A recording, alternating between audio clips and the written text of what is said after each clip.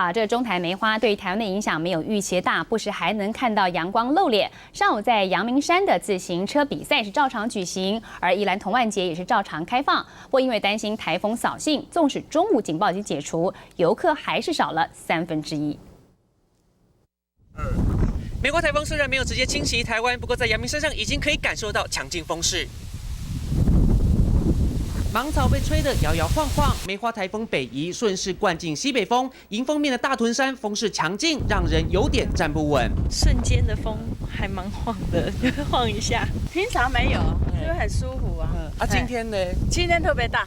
外围云系笼罩山区，起浓雾，能见度不到100公尺，但天公作美，没下雨，既定的自行车赛照常举行。哦，本来是到那个二子坪再上去的气象站，他这一次只到二子坪停车场而已，上面就不上去了。有稍微的调整了一下，会不会担心台风影响？对，车友奋力往上骑，丝毫不怕台风就在家门口。而在宜兰童玩节更是艳阳高照，大人小孩一早冲进水池泡个清凉。就决定的行程，然后和舅舅他们一起来，然后就天气很好。